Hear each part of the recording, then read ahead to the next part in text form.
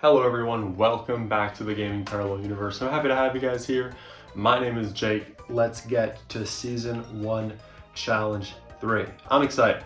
So first of all, before we go to it, I want to just tell you guys what I plan on doing. So, maybe you saw, the same 4 people, I'm one of the 4, participated in the first 2 challenges. You might think, if these people continue participating, how am I going to catch up? So I have an idea. If you want to participate in Challenge 3, but you didn't do the other 2, here's what I'll do. Controversial. I'm gonna give you 5th place points for the first 2 challenges, meaning you're gonna score under me, but you're still gonna have a score that can compete with the other people. You're just behind by a little bit. So that's gonna make it, so you can still reasonably compete, but you're gonna have to put the work in to get first potentially to actually be in the running for the top spot. Hope that makes sense, hope that feels fair. I want that to be potentially an incentive to participate in this challenge if you haven't done the other ones. All right, let's get to it. Challenge 3. As you can probably imagine, it's gonna be sports themed.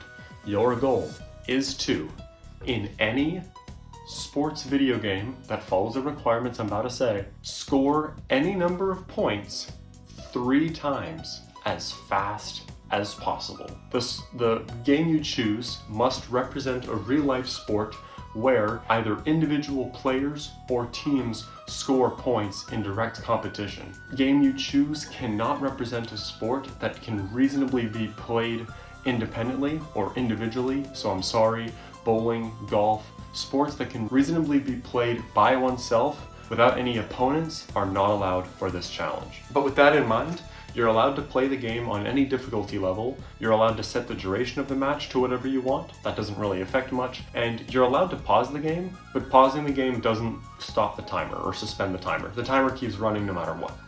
Right, now just a couple more rules as well.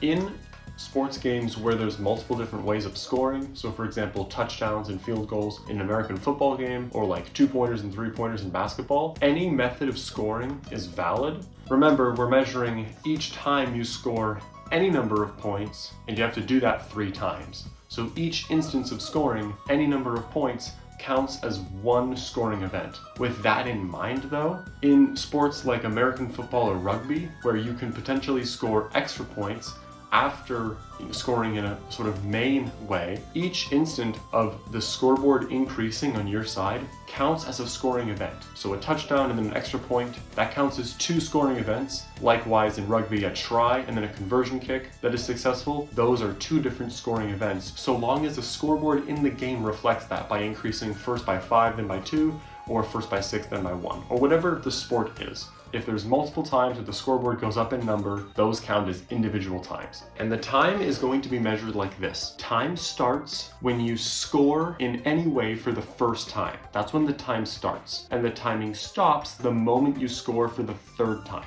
So basically, you have as much time as you need to set up your first score for your first scoring event within the match. You can do whatever you want until you score the first time. Then you're on the clock. So setting up the best way to score multiple times repeatedly, that's going to be a big part of this. And also what sport you choose, making sure, of course, that you are going up against one opponent directly in some way.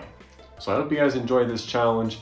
I think it's a fun idea, and I can't wait to see your submissions at this time and this date by the time that happens. Thanks guys, we'll see you soon.